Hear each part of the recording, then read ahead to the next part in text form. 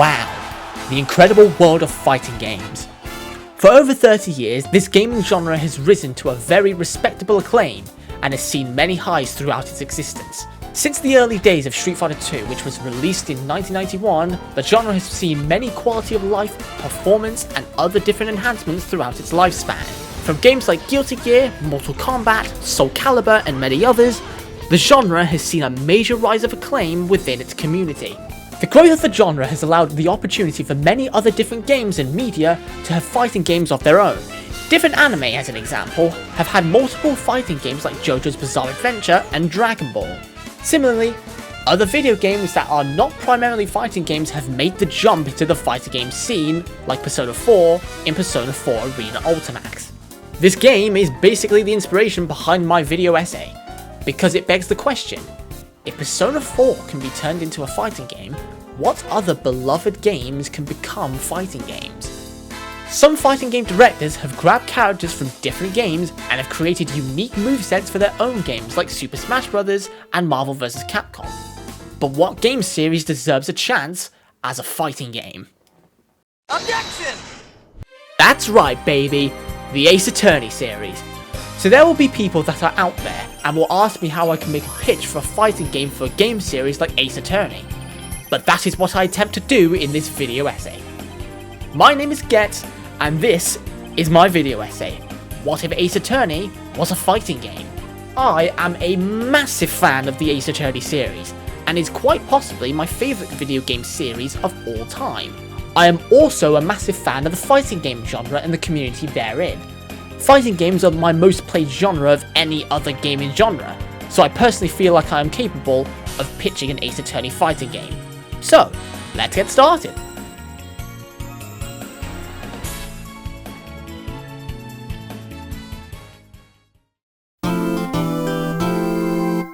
For those of you who are out of the loop, Ace Attorney is a visual novella video game published by Capcom and created by Shu Takumi. This game originally came out in 2001 for Japanese audiences on the Game Boy Advance, and localized for Western audiences in 2005 for the Nintendo DS. In this game, you play as Phoenix Wright, a spiky-haired newbie attorney of the law whose job is to defend innocent clients for murders that they did not commit and solve intricately written mysteries as to who the main culprit is. To do this, its gameplay has you cross-examine different witnesses who will lie on the witness stand. Then you will need to present the evidence that contradicts the witness's testimony. If you present the incorrect evidence, you will be penalised and lose some of the bar on the top right of the screen. If you get penalised by the judge too often until you lose all of the bar, the judge will pass down a guilty verdict for your client, making it game over. However, if you do present the right evidence, and provide the piece of evidence that contradicts the witness's testimony, then it is time where you point out your finger and confidently yell, Objection! Presenting the right evidence will move the story forward, and will make witnesses quiver in their boots for the lies that you've caught them on. Keep up the fight in the courtroom to ensure that your clients will be found not guilty.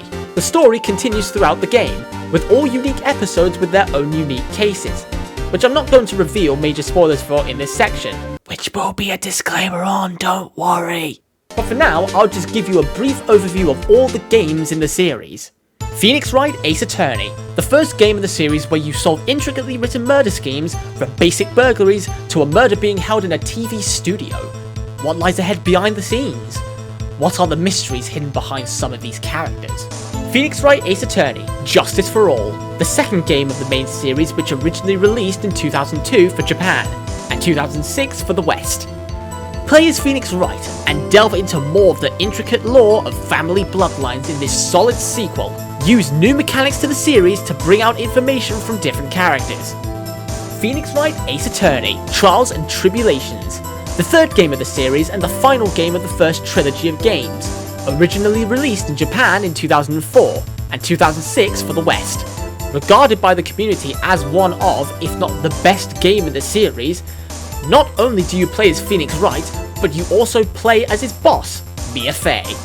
Go back in time to preview old cases of Mia and face her old demons. Apollo Justice Ace Attorney, the fourth of the main series, which was released in 2007 for the Nintendo DS. The first main game to be originally released on this system. You play as brand new, horny-haired lawyer protagonist, Apollo Justice. Use his special abilities and dive into this new series direction where you will undergo a new story to uncover the mystery of a fallen legend. Phoenix Wright Ace Attorney Dual Destinies, the 5th game in the main line, which was released for the Nintendo 3DS in 2013. Experience the newest art style for the series and its new 3D visuals and graphics. In this game, play as Phoenix Wright, Apollo Justice, and debutante lawyer Athena Sykes. Use her psychological analysis and work together to end the law's darkest age. Phoenix Wright Ace Attorney Spirit of Justice, the 6th and currently the final game in the main series. Join Phoenix Wright's travels to a brand new country and discover a corrupt government and the people's desire for change by revolution.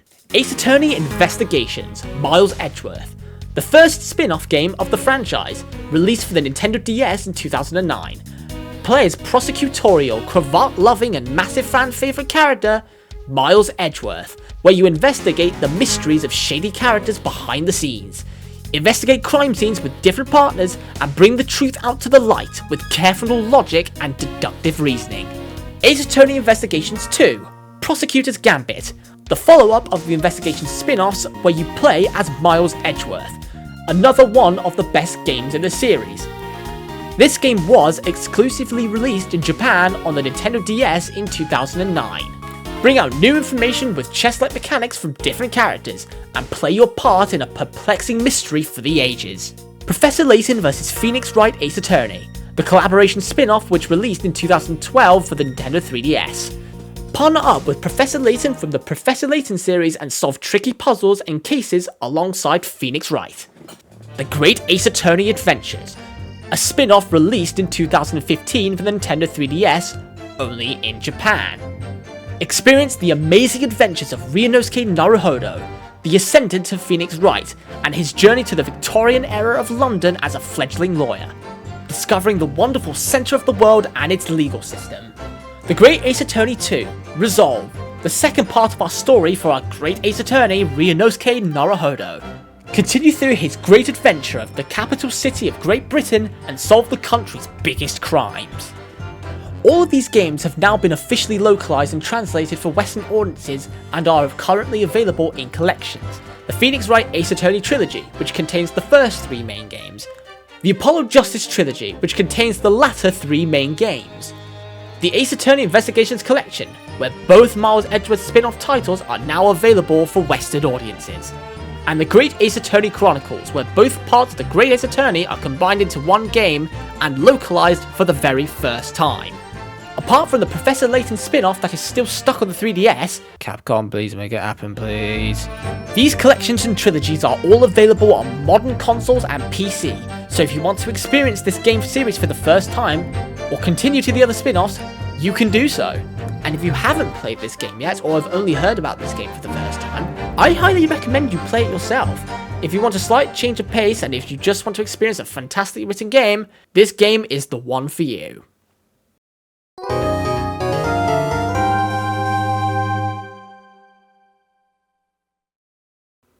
Now, I'm basically prepared to detail my pitch for the fighting game for the Ace Attorney series, so before I begin, I'm going to outline a few disclaimers and things to note. Firstly, since this review is mostly going to go over the entire series, there will be spoilers for all of the games, but one, and that is the Professor Layton crossover game, mainly because I haven't played it. Nothing about the Layton crossover will be in this pitch. Sorry, but I hope you understand. The rest of the series I have played, and there will definitely be some spoilers ahead, so this is your warning. Secondly, I probably shouldn't have to preface this, but I'm going to anyway. This video is for entertainment purposes only. This video is going to be less of a pitch, and more like my own fan-made theory craft of what the game should be looking like. And other people have made videos like this on YouTube, but I have not seen one for the Ace Attorney series, so I feel like this video is going to be unique for the fighting game community and the Ace Attorney community. And since that is the case, my last disclaimer would be for you to take this with a pinch of salt. This is only just my theory craft and my own preferences as to what this game would look like. So if your preferences are different to my own, that is perfectly fine. I invite you to theorycraft some ideas for some characters, and for some other content in the game. I believe I have everything I wanted to say out on the table. Now it's time to put my own ideas out on the table. So here it is. This is the Ace Attorney fighting game. Now for the real meat and potatoes of this video essay, but real quick, I want to make an inference about a company who could make this game possible. And out of all the major companies out there, I have boiled the choice down to two main options. Firstly, since Ace Attorney was published by Capcom, the same publisher of another very popular fighting game franchise, along with other fighting game franchises, this company feels like the obvious choice. The other choice would be Arc System Works, the main dev for Guilty Gear, BlazBlue, Dragon Ball FighterZ, Granblue, and a few other games. These guys have the best visual aesthetic in traditional anime fighting games at this point in time, which would suit the anime art style of Ace Attorney. As of this recording, Arc System Works have just recently announced their brand new project a few days ago, which is essentially their take on a fighting game for the Marvel franchise, a 4v4 tag team game based around this global IP, which is titled Marvel Tokon Fighting Souls. I feel like a fighting game based on the Ace Attorney series is a lot more justified because ArcSys have been trusted making fighting games for different major IPs. If ArcSys did make a fighting game for this series, I, as a fan, would be very happy with this choice. That aside, there is a lot of ground that I'm going to be covering for this potential fighting game. So I'm going to cover the essentials for a fighting game to have across the board. The visual aesthetic and style of the game, from looks to game feel. The main gameplay of the game, which will include the rules, controls, and mechanics of the game. The characters for the game, which will showcase the potential roster and will highlight some of their moveset. And the rest of the content of the game, which will feature modes like story and online, the soundtrack, and additional features. The first step of deciding the identity of this fighting game is to establish the stylistic approach of the game. For this section, I'm going to separate styles into two mini sections, the visuals and the feel of the game. There is a key dilemma that I have to find a solution for in this section, and that is 2D versus 3D. As an example, in the Ace Attorney series, before the Professor Layton crossover game, the sprite artwork for the series was mostly done in 2D. Layton was the start of transition to 3D for the Ace Attorney series. So, for the sake of visuals, should 2D sprites or 3D animation be the aim here? While both have their merits, I believe that the 3D visuals will work better due to anime fighting games evolving into 3D visuals like the new Marvel Tokon game. The Ace Attorney fighting game would be classed as an anime fighter, so flashy and expressive visual direction is more ideal, and the 3D visual aesthetics can back that up. The key art style, I feel, should be similar to the likes of the Marvel vs. Capcom series, mainly because Ace Attorney media following that style just makes sense. This topic is a lot easier to figure out, but why is the game feel a part of style? To clarify, I'm trying to identify a single genre for this game, and man, there were plenty of options to choose from. 2D seems the obvious choice, with games like Street Fighter, Guilty Gear, and Mortal Kombat dominating the single plane movement. With 3D on the other hand, with games like Tekken, Virtua Fighter, and Soul Calibur, mechanical differences like the plane shift will massively affect game feel. Arena fighters are special types of fighting games, where a full arena is in play and the players use that arena as part of the fight, like Dragon Ball Sparking Zero, Power Stone, and Jump Force. Platform fighters are another form of 2D fighter, but they are not considered traditional by the fighting game community, with games like Super Smash Bros. And Brawlhalla. The air game is as important as the ground game in this subgenre. Out of all of these choices for the type of fighting game available, the 2D fighter was indeed the obvious choice. Most anime fighters have been played on the standard 2D plane, and Ace Attorney will be no different.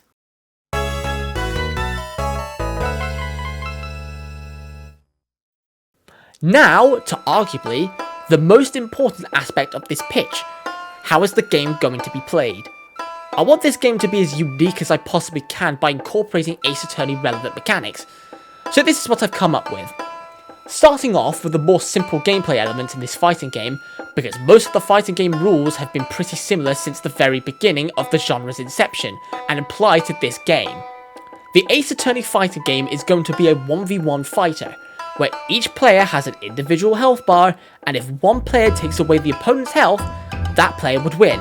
There are no assisting characters with other health bars or secondary fighters, just a straight classic 1 versus 1. The default best amount of rounds would be 3, just like any other fighting game, but you can set that amount to be a best of 1, 5, and 7. The controls for the game are relatively similar to other fighting games as well, with your average walking with the control stick, jumping by flicking the stick up, or dashing forward with the dash button, or tapping the dash button forward twice.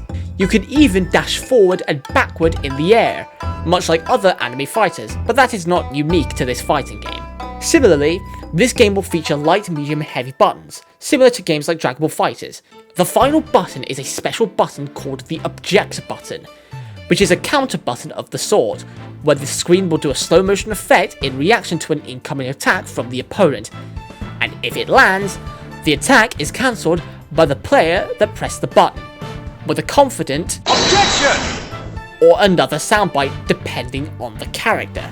The player who was countered gets blown away by a gust of wind, similar to how the Ace Attorney anime blows the opposing attorney away with a strong objection. This unique button serves as a defensive counter, and will be unique to different characters and will suit their playstyles.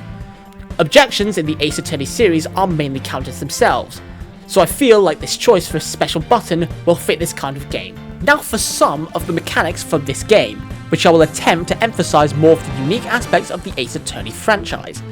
Since the Object button is mainly a universal defensive mechanic, the familiar burst mechanic from other fighter games will not be needed, since it's also a defensive mechanic in this game.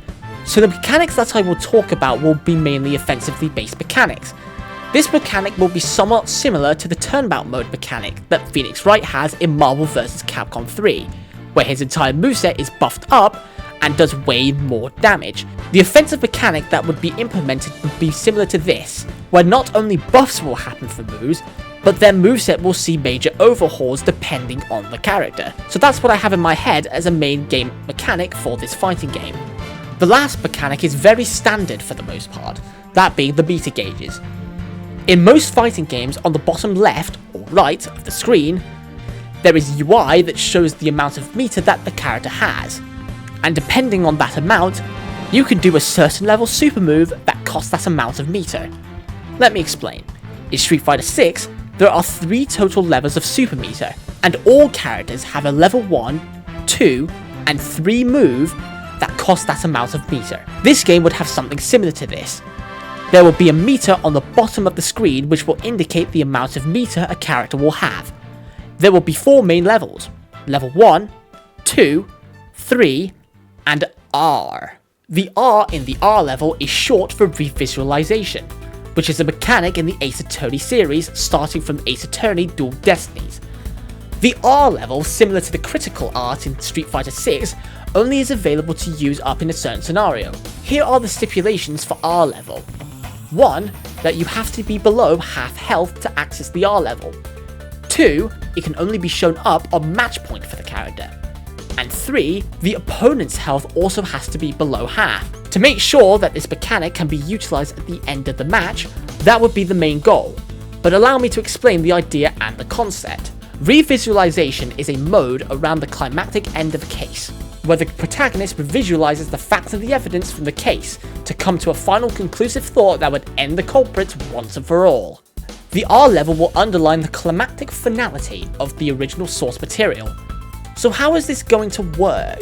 Originally, I thought that this would be a massive buff for the characters, but I figured that this would be a little too similar to the X-Factor mechanic in Marvel vs. Capcom 3, where depending on the amount of characters left in one team, the percentage buff for the damage is higher. But I made it work differently to suit a fighting game setting, and I did it by linking in another flashy mechanic which I would like to see in this game.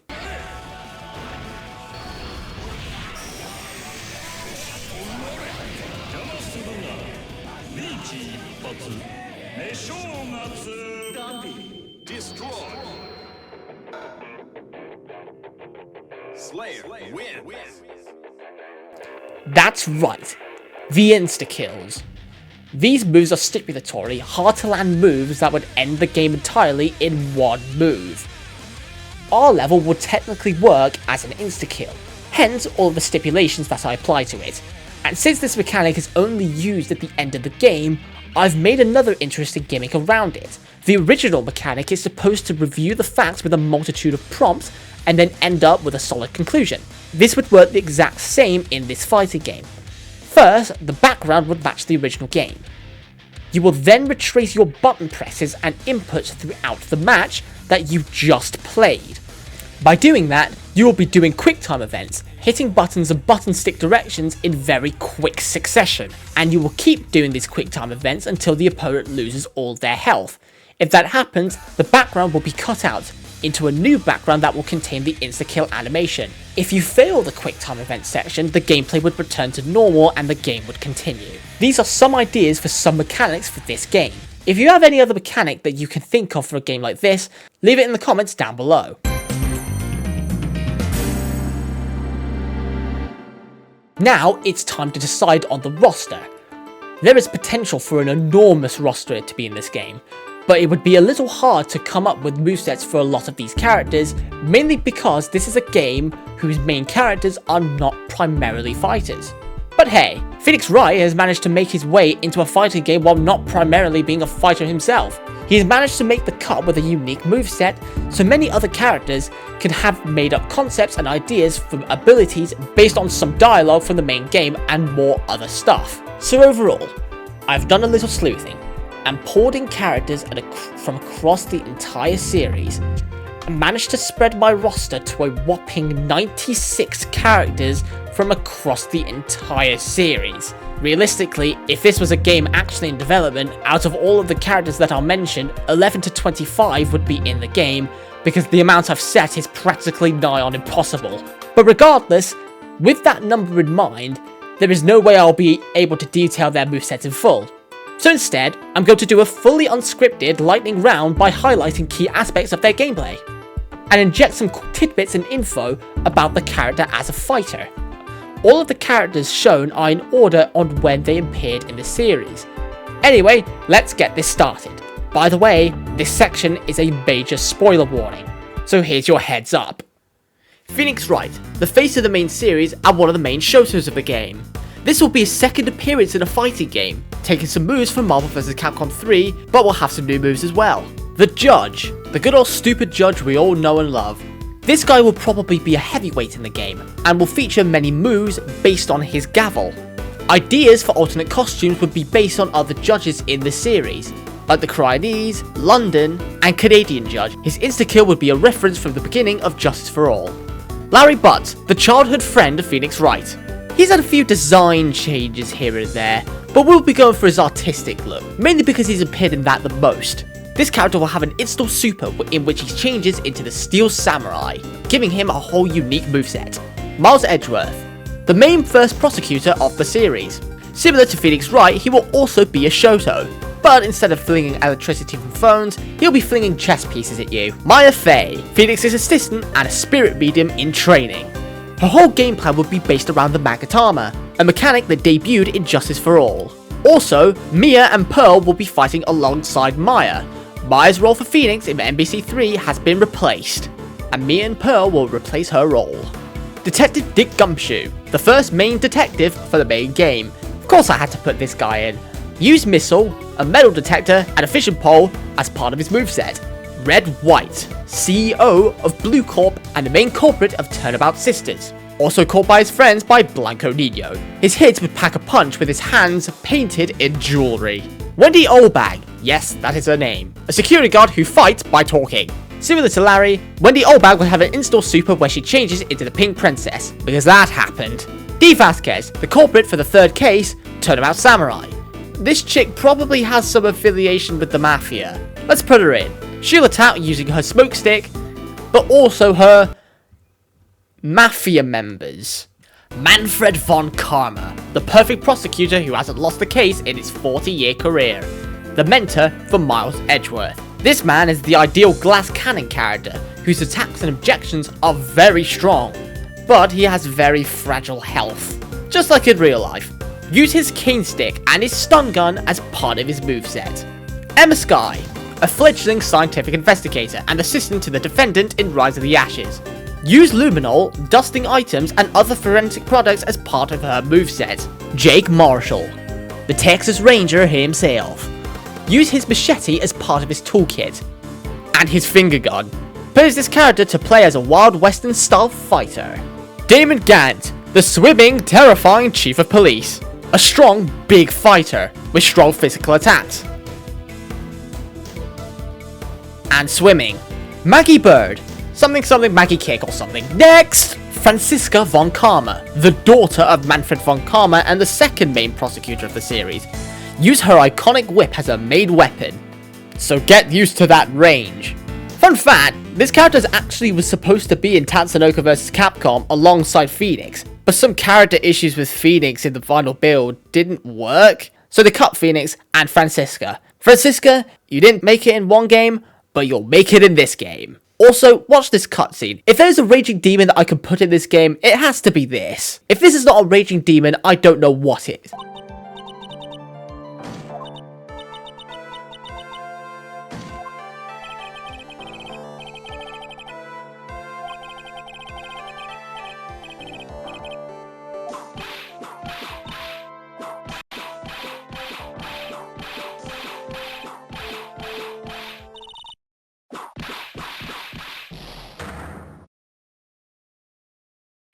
Maximilian Galactica, the best magician in the world and a country bumpkin for the worst case in the entire series. This character's a magician. You could use magician style attacks in a fighting game. You can fly, you can throw cards. What's not to love? Regina Berry, the daughter of the victim of the third case Turnabout Big Top. She's an animal tamer, so... Zona character? She can control her animals into fighting for her, just like another Capcom character that probably no one really likes. Sorry, V. Shelly the Killer, the nimble and powerful assassin in the final case of the game. This man probably could kill the entire cast if he wanted to, so of course he's gonna be very, very strong at close range. Matt Engarde, famous actor and defendant for Farewell My Turnabout. Similar to Larry and Wendy Olbag, he dons the Nickel Samurai when he has enough meter. And dude has a spear too. Dahlia Hawthorne, a dainty character, yet powerful and terrifying. Much like her name, her attacks are mainly referenced to roses. She also has a knife for a weapon. Her super can change her into a demon like in the original game. Godot, the coffee-addicted prosecutor for the third game, Trials and Tribulations. Use coffees for projectiles like the game, and use your visor to shoot laser beams like Cyclops from Marvel vs Capcom, unlike the game. Max Damask, the noble phantom thief of the Stolen Turnabout. Have a fighting style full of grace. Have a character fighting style that's as delightful as grappling hooks for movement and daggers for weapons. Luke Atme, the ace detective who adorns the Atme fighting stance. Also the acclaimed rival of Master Mask. These two are the first two characters that I thought of when it came to potential rival themes and rival battles. The rival trope in fighting games I feel like should be used a lot more. Is that just me? Furio Tigre, the doppelganger of Phoenix Wright. Furio Tigre is an exact replica of Phoenix, but with stronger normals. Basically the Akuma to the Ryu. Elise Donim, a children's picture book author shown in Bridge to the Turnabout, who is also secretly Misty Faye, Maya's mother. Use a staff that can cast spells with a purple crystal or change it into a longsword. Switch between long range and short range. Supers and insta-kills would feature Misty Faye and her spiritual power. Apollo Justice, the main protagonist of the fourth game. Apollo Justice, similar to Phoenix Wright, will also be a Shoto. He has his special bracelet that is used for a majority of his moveset. Use it as a fireball, a command grab, and an insta-kill. Tracy Wright, the assistant for Apollo and the stepdaughter of Phoenix Wright, the up-and-coming magician for the Gramarye Troupe. Similar to Maximilian Galactica, she will also have magic-based attacks, but she will also act as a puppet fighter with attacks coming from her funny little puppet man, Mr. Hat. Christoph Gavin, the villain of Apollo Justice, have a mixture of gentlemanly attacks and vicious attacks, in reference to Veromisham calling him the Devil. His breakdown alongside the black Cyclops that are shown in the game would be a part of his insta-kill, and will probably be one of the most creepiest insta-kills you will ever see. Izanami, we're coming for you! Clavier Gavin, the main prosecutor of Apollo Justice and the brother of Christoph Gavin. Unlike Christoph, Clavier is actually a rock star, and a very popular one at that. Turnabout Serenade. He will use Rockstar-esque attacks. Basically discount Eno. Plum Kitaki. Arguably the biggest pull from the game. She is the mother of the Kitaki family of gangsters in Turnabout Corner. She may appear to have a regular broomstick, but in fact, it can turn into a katana. Plum, you're in. Lamadoir and Machito Baye, the landscape painting sound alongside the blind piano man. Lamadoir has delicate attacks, have specials that involve singing and painting. Also, she's a secret magician, so I could say she teleports. And for Machi, let's just say he could sub a piano from nowhere. Why not? Valence Grammary has magical attacks similar to Trucy. He has a staff that he can use for long range. He also has a special gun that he can control the projectile and direction of the bullet. Zach Grammary has magical attacks similar to Trucy. He also has a special gun that he can control the projectile and direction of the bullet. Sounds very similar. It's like they were trained under the same guard. Unlike Volant, he doesn't have a staff. He'll fight with his bare hands. Athena Sykes, the energetic new lawyer in Phoenix Wright Ace Attorney Dual Destinies. Psychology is the aim of her game here. Use the mood matrix to change between different emotions, between happiness, sadness, anger, and surprise. Depending on the emotion used, her moveset is changed. Simon Blackquill, the main prosecutor for Dual Destinies, a convicted murderer doing his job for some reason. The main gimmick would relate to his shackles, which he can break by using certain moves. If the shackles are broken, he becomes more powerful and unlocks moves like Release.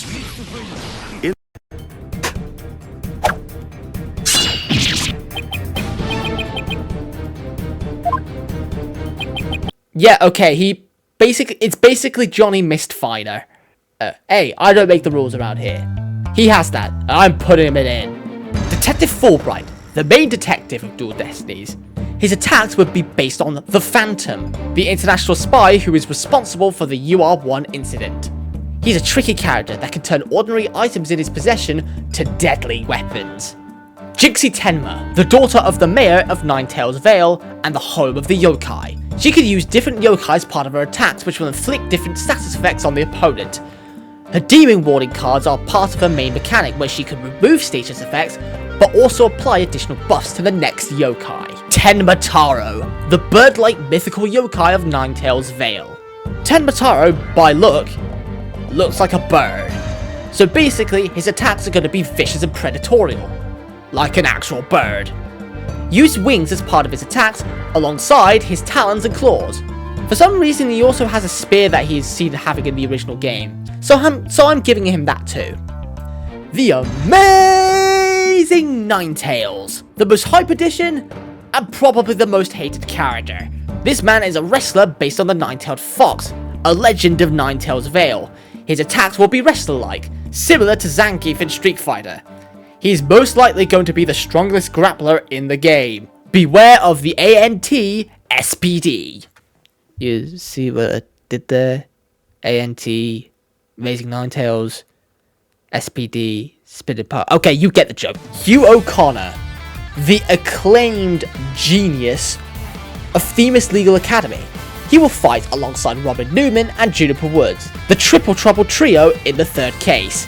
Hugh is the main fighter because he's very good with a bow, and his abilities would be similar to Yukari Takiba in Persona 4 Arena Ultimax. And just like Mia and Pearl, Robin and Junie will assist Hugh too. Aristotle Means, the main culprit of the third case of Dual Destinies Turnabout Academy. He's a teacher in the game, but in this game, he's going to be a man of superhuman strength, being able to lift ginormous pillars, throw his little globe, and use his extraordinary physique to armor attacks. Solomon Starbuck, an astronaut and the defendant for Case 4, the Cosmic Turnabout. Starbug will primarily be a zoner whose attacks are primarily based on rockets and explosions. From the rockets, of course, not from any other characters. Aura Blackquill, the sibling of Simon Blackquill, who is infamous for starting an uprising of robots. Which sounds super cool, I'm not gonna lie. And that's gonna be Aura's main gimmick, robots, which function similar to the minions that Jacko has in Guilty Gear. Kickstart robots by zapping them, get rid of them by removing their parts, stop them by slapping them, throw them by grabbing them on the neck, and throw them afterwards. Sasha Buckler and Aura, the pirate and orca duo of the Swashbuckler Spectacular.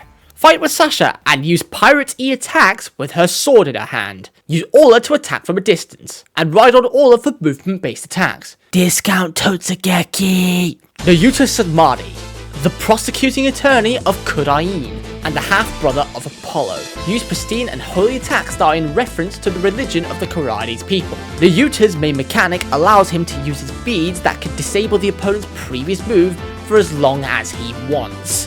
Raifa Padma Kurain, the daughter of the residing monarch in Kurain. Raifa is more of a dancer, and that will fit her fighting style. She has a staff that she can use as a weapon, and she's being trained in the art of spirit channeling, so spirit energy will be her forms of projectiles. Amara Padma Kurain, the former monarch of Kurain who was thought to be dead. She will work as an elemental character controlling fire, lightning, wind, and earth. Her insta-kill would reference her angry animation, while her eyes flash while lightning rains down. Dirk Sadmani, the father of Nayuta and stepfather of Apollo, and the leader of the Defiant Dragons. His main mechanic would be similar to Lucario's Aura in Super Smash Bros., where his attacks are stronger when he is on low health, in reference to his Death Stare. His super will be the army of the Defiant Dragons aiding him, and his insta-kill would have him turn into a dragon himself to finish off the opponent. His outro for the insta-kill would be his signature line, "A dragon never yields." Garen Sigatar Kurain, the current monarch of Kurain. Her nails will act as claw attacks that will become her normals. Her fan will be also a part of her moveset. Her super will involve her writing in her lore book, and she is able to decide between 4 different aspects of the game she would invoke onto herself or the opponent, like buffing herself, debuffing her opponent, healing herself, or halving the opponent's health. Roger Rettens, who is under the alias of the counter magician of the Grammary Troupe, Mr. Rias, a master magician who uses his coins as projectiles. He uses his cape for close range attacks, and masters the art of fire. Trust in me, literally discount Dulcim. Lady Kira, a character that is said to when it comes to a dagger, no one comes close to her. Lady Kira hasn't been shown off that much in the game, but based on what we see in her cutscenes and in her gameplay, she is a speedy character with solid speedy normals and would have low health. Geiru Tornado, the Rakugo performer, balloon artist, and culprit for the 4th case, turnabout storyteller. She can use her balloons as weapons, mainly as double swords, and she can use her balloons to extend her boobs. Yeah. Am I gonna fail for this? Uendo Tornado, the Rakugo performer with a DID, a dissociative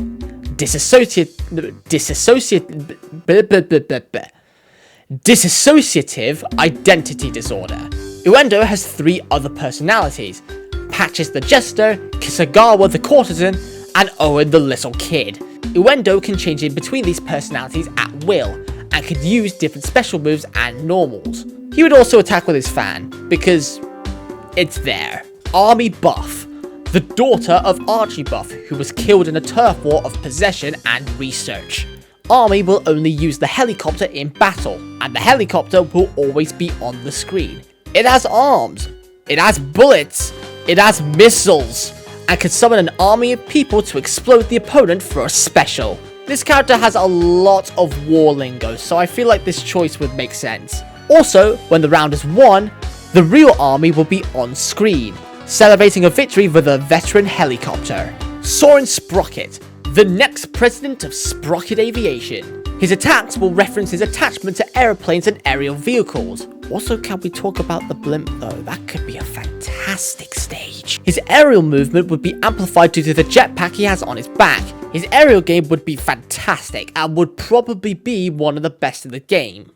The Yatagarasu, also known as the Three-Legged Raven. The Yatagarasu is a great thief that steals information from corporations that has illegal dealings and unethical policies and activities. In-game, the figure will appear as a shadowy silhouette of a muscular and bird-headed human. This character would have a secret blade, a pistol, and perfume, to reference the actual identity of the Yatagarasu. Kamimil, the culprit of the second case, Turnabout Airlines. This character would be high on the fan service list, should we say. Kawi would have a bubble blower and use that as her main tool in her game plan, mainly using it for setups and traps. She can blow bubbles slow or fast. She can set them mid-screen, or she can hit it at the opponent if she hits it. You could also mash the button to make the bubbles bigger, but if they're too big, they'll pop. Kay Faraday, the assistant to Miles Edgeworth in the Investigations games. The daughter of Bern Faraday, one of the 3 Yatagarasu members, and currently in training to be the next Yatagarasu. Kay would be a fast character in terms of frame data. She would have decent speed and movement. Her main mechanic would involve Little Thief, changing the background to a Deus Ex Machina crime scene, like the original game. This would be basically her turnabout mode. Shilong Long, the Interpol agent of Zhong Fa. In reference to his dialogue, he'll have karate in his moveset, but his stance will be mainly based on a wolf, because he's a wolf, and his super would be a wolf pack stampeding the opponent. Sheena, the assistant of Long, and another Interpol agent. She'll have, similar to Long, she would have a fight style, but it won't be karate. It would just be martial arts. Just for this scene alone.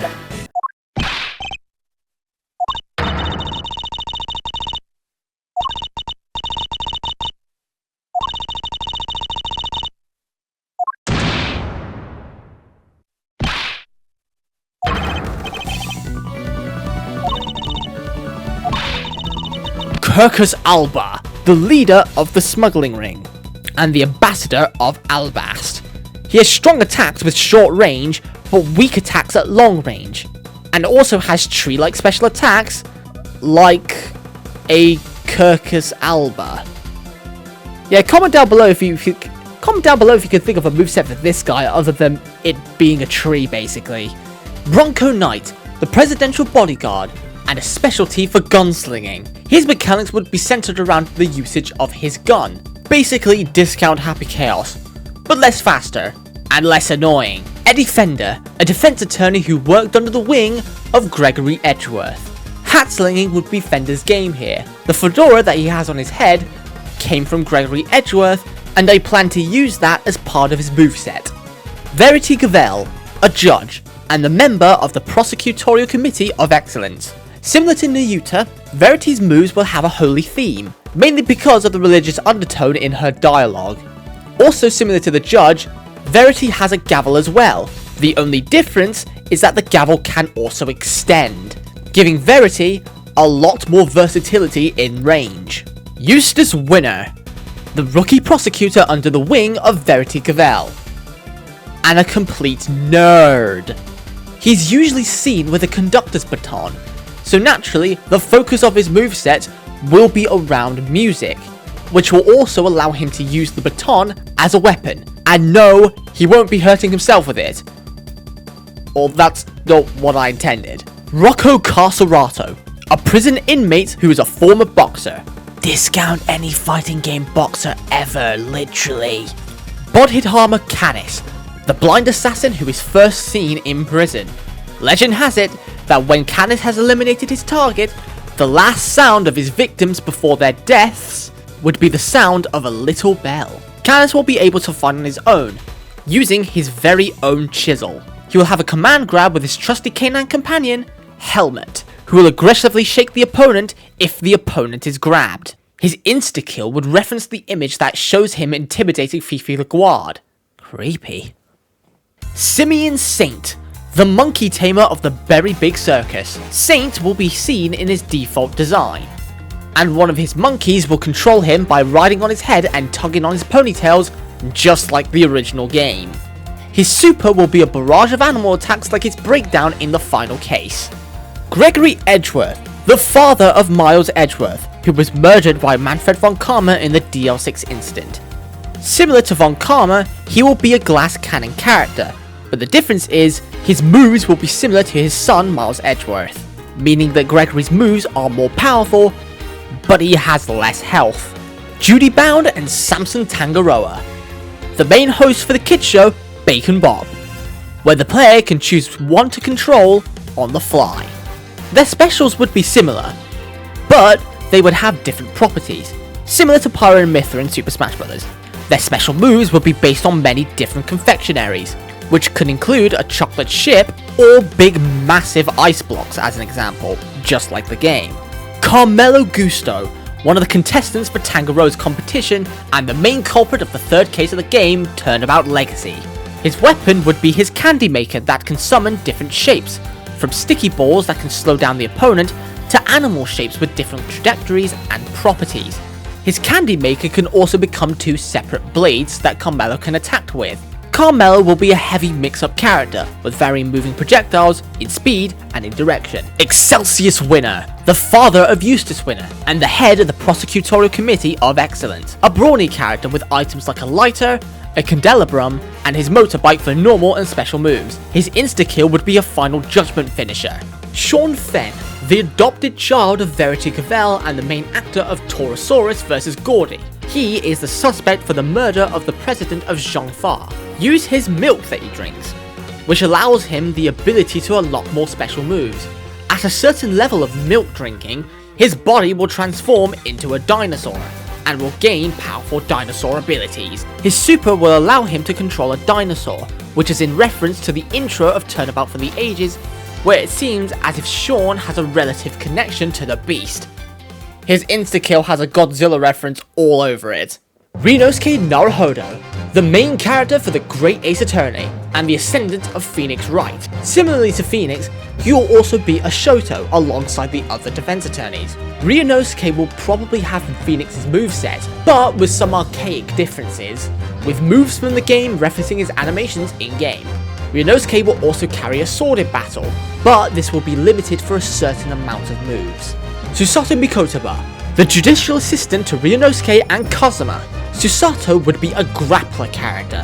Her game plan would revolve around her Susato takedown, which is a judo throw that she does in the game. Kazuma Asogi, a defense attorney in Japan, turned prosecutor in Britain. A skilled swordsman who will incorporate his blade into his entire kit, unlike Ryonosuke. The sword, known as Kadama, is said to be part of the soul of oneself. This legend will be incorporated into the sword and into the game. You can choose to either sacrifice health for the sword to be stronger, or gain health for the sword to be weaker. Herlock Sholmes, the one and only great detective. Sholmes will have his boxing abilities and his dance fighting, in reference to the dance of deduction mechanic in the Great Ace Attorney. Iris Wilson will assist Sholmes with different inventions, like smoke guns, the cap flapper mat, and random chemical substances that will change the colour of Sholmes' hair for a limited time. The red colour for buffing damage, the blue colour for buff defense, and the green colour for buffing speed. Nikolina Pavlova, the ballerina who attempted to escape the Novicic Ballet with an expensive tiara. She will have a pair of shears as part of her special moves, to reference her Grimsby Roylet disguise. Pavlova can attack from far range with her legs like a ballerina. Discount Manon. Beef Stroganov. Yes, that is his name. The burly seaman of the SS Buria. His main weapon would be the snake that is sat on his face. He can use the snake to leap off the ground, use it as a long-range whip, or use the snake as a grappling hook. Mail Strongheart, the Lord Chief Justice of London.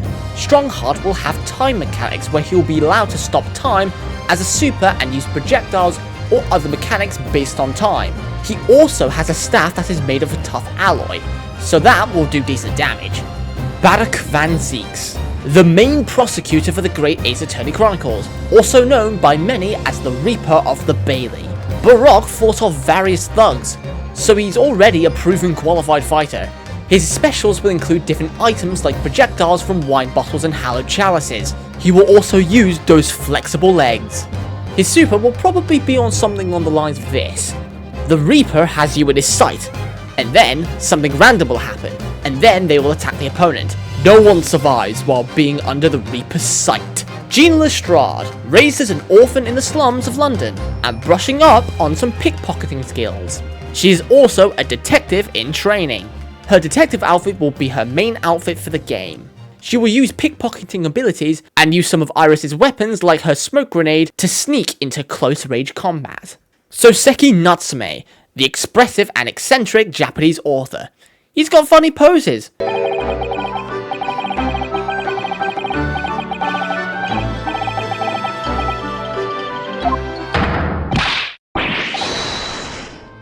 Discount Salvatore Ganacci. Ashley Graydon, a communications officer in London, and the main culprit of the adventure of the unspeakable story. He is a stylish and fashionable character, and that will translate into his fighting, similar to Sholmes, but way more elegant. He will use his cane for long-range normals, and brawn for close-range attacks. His grab would be a reference to his breakdown. The Skulkin Brothers, the funny thieves that broke into the Winterbank pawnbrokery in the middle of the night of a murder. The Skulkin Brothers are also a 2-in-1 fighter, similar to Ice Climbers. Ryutaro Naruhodo, Susato Mikotoba in disguise as a lawyer. The Shoto version of this character with similar moves to Ryunosuke. The super move will be a Susato takedown double up with Rei Membani, the defendant in the adventure for the Blossoming Attorney. William Shamspeare, a completely original person, who is also the main culprit of the Memoirs of the Clouded Conqueror. He would be a fantastic rival to Soseki Natsume. If you know, you know. This man would have over-dramatized and over-exaggerated motions and movements. His attacks will be poses and animations from the original game, because he has a lot of them. He also has a golden and very well-decorated staff, which he can use as a weapon. Albert Harebrain, a German scientist who attempted a teleportation hypothesis at the Great Exhibition, only to be accused of murdering the man he attempted to teleport. Use sciencey-like products and items like flasks, beakers, and cylinders, and throw them at the opponent's zone. His mechanics would be to hypothesize and to experiment. Use a special move and store it in a meter. Experiment the move by using up the meter. The move being experimented has unique status effects and buffs. Enoch Drebber, the graveyard robber who witnessed the dead professor rise from his grave. He's robotic in appearance, so his movement would be incredibly wacky, and he will also have a goofy role. For his supers, he can activate an anti-gravity device that can turn the stage upside down. Maria Gorey, the daughter of Courtney Scythe, the new coroner of Scotland Yard. She would handle 2 different knives. Her insta-kill would take the live person into the coroner's room, as the camera moves out of the room and the doors get shut. Seishiro Jigoku, the Japanese judge who presided Ryunosuke's trial. He is a grappler judge who used Ippon Seiyue Nage on Gregson, and will use that strong grapple throw in the game. He will also use his gavel attacks similar to the judge. His super could be a reference to his breakdown, where he breaks the witness stands with his bare hands.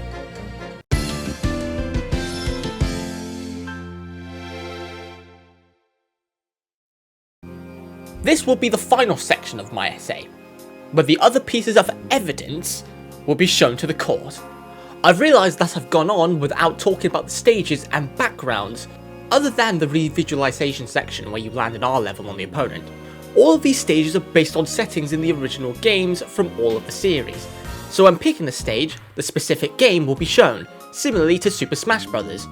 All of the stages will be a part of the background, while the foreground mainly emphasises the 2 fighters fighting each other, so there won't be many foreground hazards.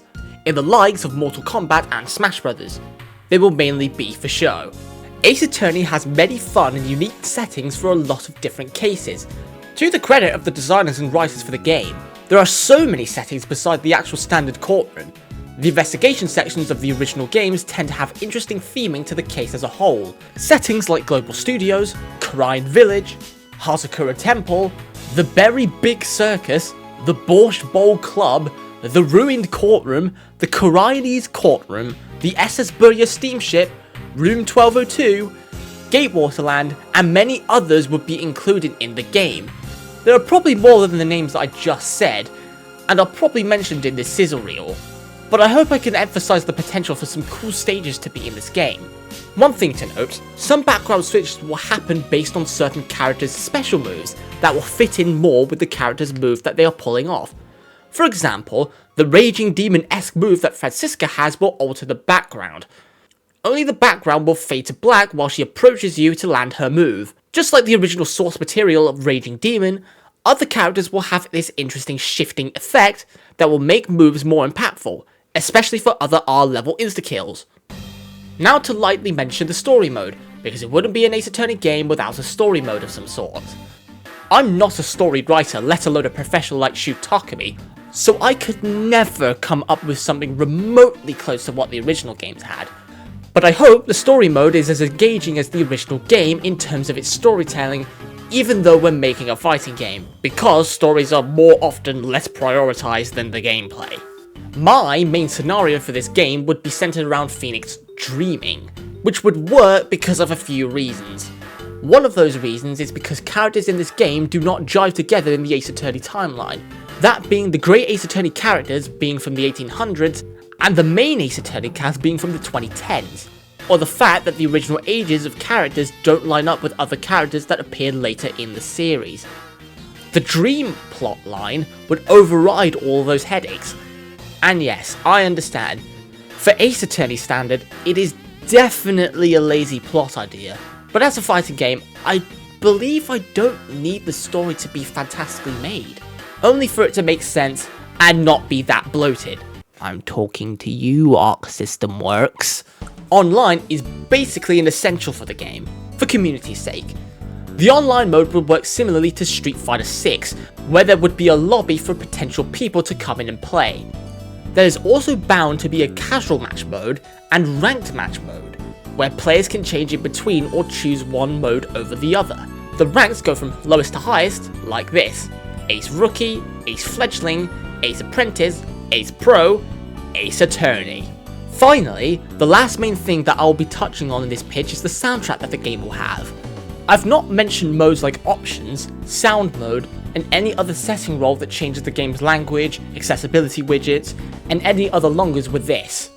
Because, in my mind, I consider them to be mandatory, so I don't feel the need to mention them. A modern fighting game with settings like these is a non-negotiable.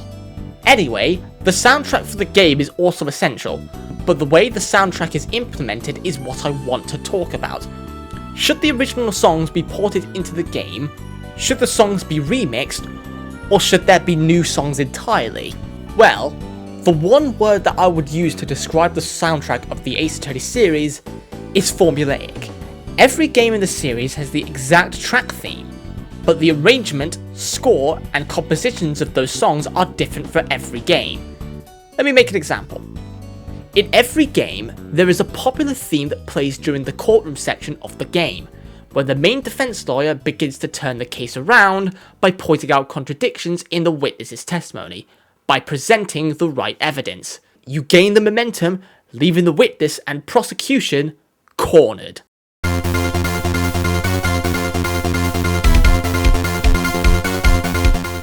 I am of course talking about the pursuit themes.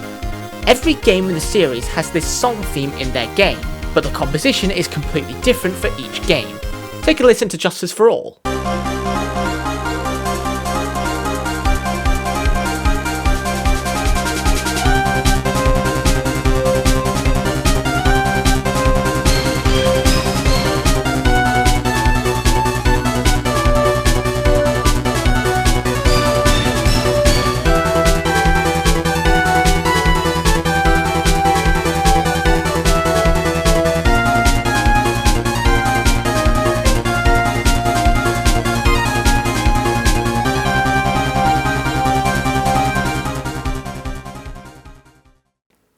Trials and Tribulations.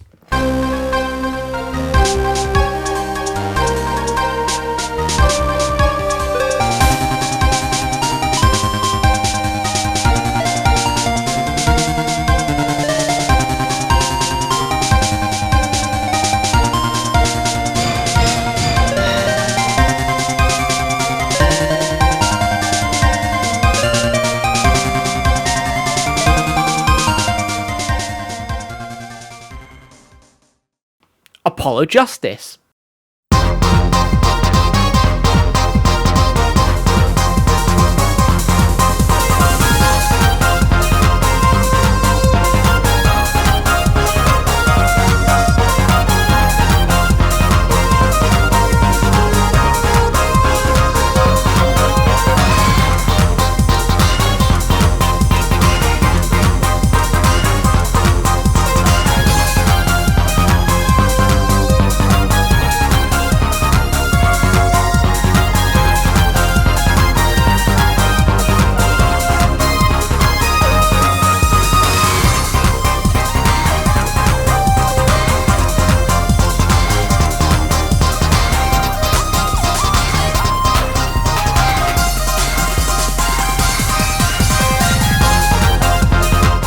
There are more different themes that occur in all of the games, like the objection themes, cross-examination themes, tell the truth themes, and courtroom lobby and trial themes for the courtroom section. The investigation sections have the beginning, middle, and core themes, and different character themes as well. But do they fit in a fighting game? Certain themes are suitable for battle themes because it features the iconic courtroom battle setting, and the music that plays in this area of the game has enough rhythmic energy to translate it into a fighting game. Even with this being the case, I would want a somewhat new identity within the soundtrack. A lot of songs will come from the original games, but will be remixed to match its identity as a fighting game.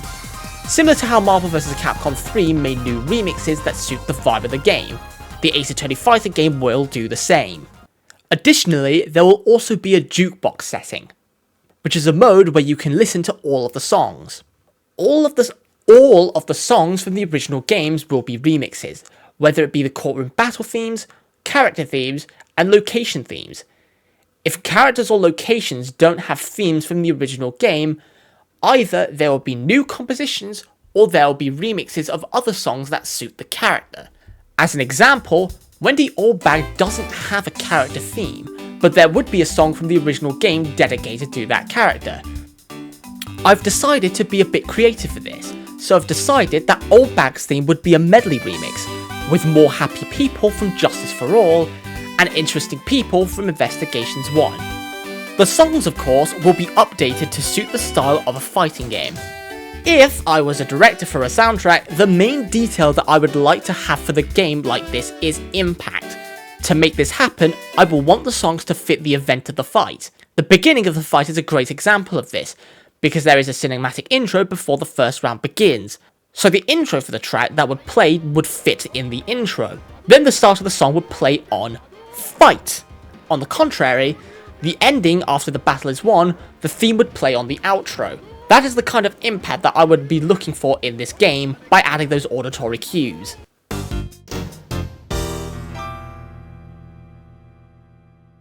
Well, those were my ideas for the Ace Attorney fighting game. If you enjoyed this video, please consider giving a like, subscribe to the channel and turn on notifications. Everything is appreciated. Also, if you want to join in, I have a Twitch as well. So if you want to hop in on the live action, my channel is in the link in the description down below, alongside my other socials. I do a lot of variety content and stream a lot of different games. Again, if you want to input suggestions for this game, comment down below what you would want in this game. I don't care about realistic, just give me personal wants for a game like this. Anyway, that's all I have to say for this video. Thank you guys for watching, and I'll see you guys next time.